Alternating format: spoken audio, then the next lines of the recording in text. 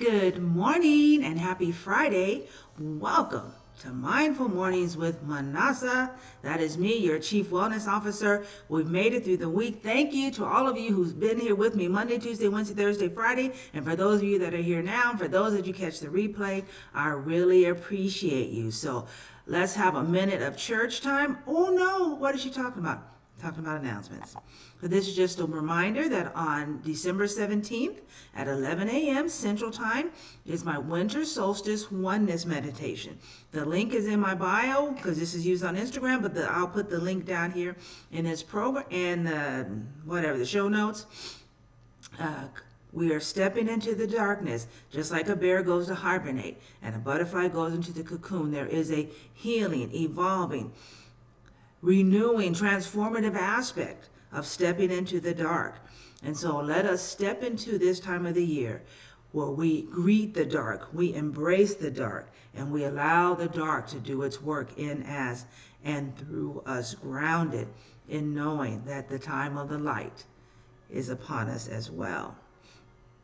And then to remind you to set aside your pennies for my Small Business Saturday, a cup of mindfulness, and your small purchase will make a big difference. You know, on the day after Thanksgiving or the Small Business Saturday or Cyber Monday, everybody's dropping thousands of dollars with Amazon so that Jeff Bezos can make a dick-shaped spaceship and go to space. And you know what, I'm on Amazon all the time, so I'm not hating. But I'm asking you to consider supporting my small business, and what you'll get is a beautiful porcelain teacup with some goodies inside for a cup of mindfulness. And I'm still working on that because I got to get the mailing right. I want to make sure the cup comes not all jacked up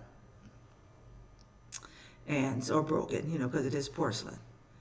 And so pay heed to those announcements. As they say in church, pay attention accordingly or act accordingly or something. So here we go. Today, as we end this week together, I want to talk about divine order and watching how divine order, where I'm usually all up in the mess, but this time, in the situation that I'm in, I'm just taking my time, being very slow, and watch divine order orchestrate in ways that my finite hands never could. So let's read today from the Daily Word, divine order. Declaring divine order restores my faith. Sometimes life feels like a jumble of challenges overlapping and competing for my attention.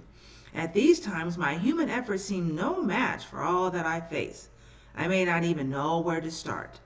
I begin by declaring divine order to remind myself that wherever I am, God is. Goddess is.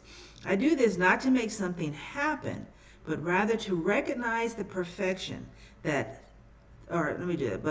recognize the perfection underlying all things. Even when order feels beyond me, a distant force moving stars in the planet, it also supports my life. Looking back, I recall times of confusion and despair, maybe even thinking my situation seemed hopeless.